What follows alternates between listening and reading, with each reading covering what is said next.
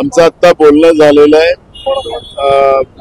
उद्धव ठाकरे साहेब, मी जयंत पाटील आणि उद्या आम्ही निर्णय केलेला आहे।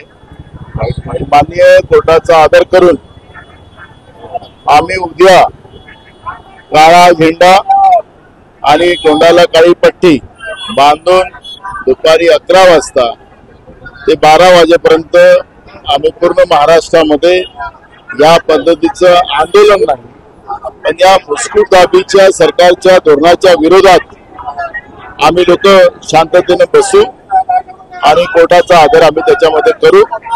उद्या आम्ही त्या पद्धतीच्या सूचना संपूर्ण महाराष्ट्रामध्ये दिलेल्या आहेत।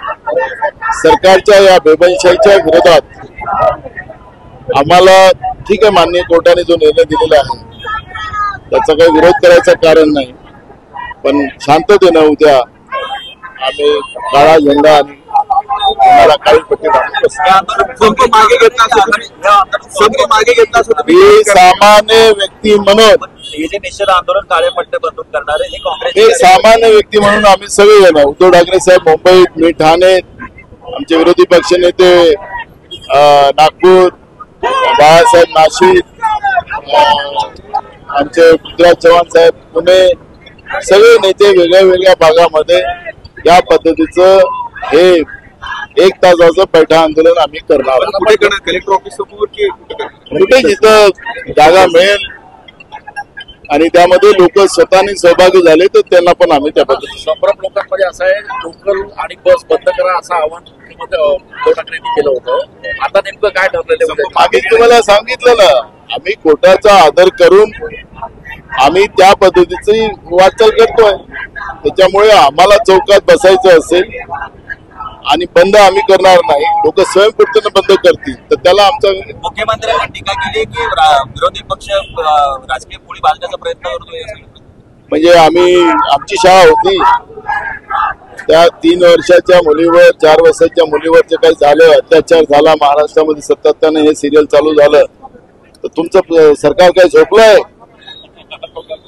तुम्हाला त्याला मुख्यमंत्र्याला आणि उपमुख्यमंत्र्याला राजकारण दिसतात, ते राजकारणासाठी जगतात, समाजासाठी नाही, महाराष्ट्रासाठी नाही जगत आहेत।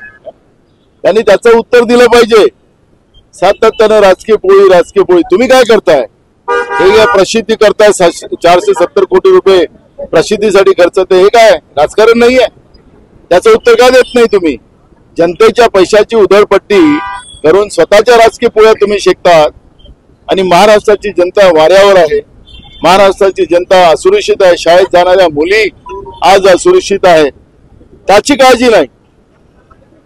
आणि म्हणून कोर्टाचा आदर करून आम्ही उद्या 11 वाजता सगळ्या ठिकाणी महाराष्ट्रभर आम्ही 1 तास काळा झेंडा घेऊन आणि काळी तोंडाला पट्टी बांधून आम्ही बसणार।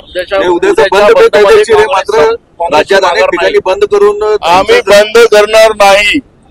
जनता स्वतःनी या जनतेने स्वतःच त्याच्यामध्ये सहभाग घेतला तर त्याला आमचा संबंध राहणार नाही। म्हणून तुम्ही माघार घेणार आहात का या बंदामध्ये? मागे घेतला असं तुम्ही आम्ही पुढे सांगितलंय। आता आम्ही सांगितलं की कोर्टाचा आदर करून आम्ही उद्या काय करणार आहोत ते तेवढं तुम्हाला सांगितलंय। नाही, पण राज्यात अनेक जे संघटनाकडून बंद केला जातोय त्याच्यामुळे दंगली होत आहे अनेक ठिकाणी, त्या संदर्भात काही होत नाहीये? राज्यात तर दंगलच करतं हे सरकार। नाशिकमध्ये 4 दिवसाच्या पहिले काय झालं? कोणी दंगल केली?